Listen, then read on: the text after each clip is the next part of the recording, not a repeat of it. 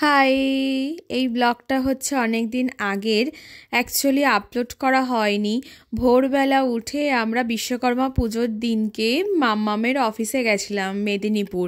Actually পুজো চলে এসেছিলো, তারপর একটু শরীর খারাপ হয়েছিল। পুজোর পর মোটামুটি সবারই শরীর খারাপ হয়, সর্দি কাশি, আমার তো পেট খারাপও হয়েছিল, জ্বর ছিল, যার জন্য টাইমই হয়ে ওঠেনি আপলোড করব।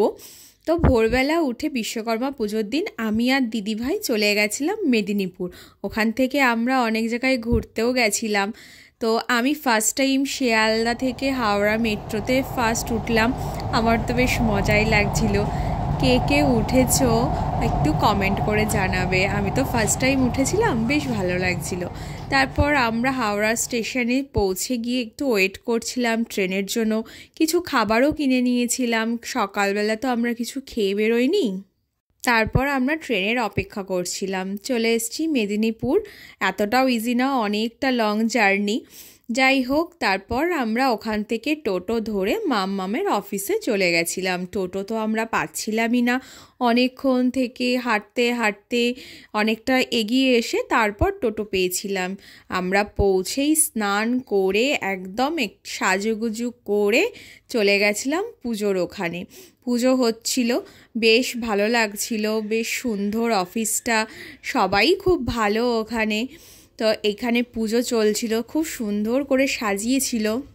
আমার তো বেশ ভালোই লাগে পুজো করতে, পুজো দেখতে। যাই হোক, এখানে সবাই খুব ভালো, ভীষণ আমাকে ভালোবাসছিল, আমাকে অনেক আদরও করছিল, সবাই খুব ভালো এখানে। আমরা এখানে পুজো দেখার পর একটু ঘুরে ঘুরে দেখতে যাব বলে মাম্মামকে আমি বলছিলাম যে চলো একটু ঘুরে আসি। পুজোও শেষ হয়ে গেছিলো।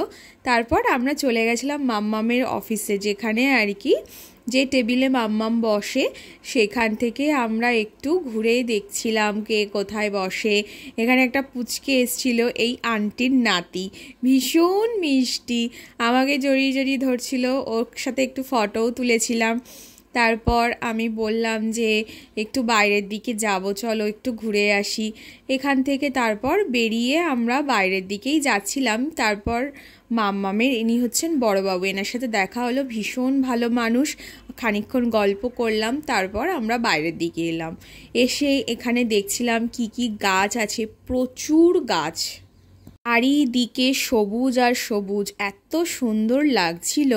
তারপর খিদেও পেয়ে গেছিল, ভোগ খেতে বসে পড়লাম। ভোগের কথা আর কী বলবো, অসাধারণ ছিল খিচুড়ি, ভীষণ ভালো লাগছিল। আমরা তাড়াতাড়ি করে খেয়ে নিলাম, যেহেতু সকাল থেকে তেমন কিছু খাওয়াও হয়নি, একটু রেস্টও নিতে হবে। পরের দিন আমরা আবার ঘুরতে গেছিলাম, ঘুরতে বেরিয়েছিলাম, অনেক জায়গায় গেছিলাম ঘুরতে। তারপর খাওয়া দাওয়া সেরে আমরা যে রুমটাতে ছিলাম মাম্মামের অফিসের যে বাংলোতে, সেইখানে আমরা চলে এসে রেস্ট নেব বলে যাচ্ছিলাম। কিন্তু তারপরে আমরা বললাম যে ওখানে যাওয়ার আগে মাম্মাম যে কোয়ার্টারে থাকে সেই কোয়ার্টারটা আমরা একবার ঘুরে আসবো, তার কারণ সারাদিন তো কোনো রেস্ট নেওয়া হয়নি। না হলে আমরাও একবার যদি শুয়ে পড়ি আর উঠে যেতে ইচ্ছা করবে না। ওই জন্য আমরা বললাম চলো আগে ঘুরেই আসি।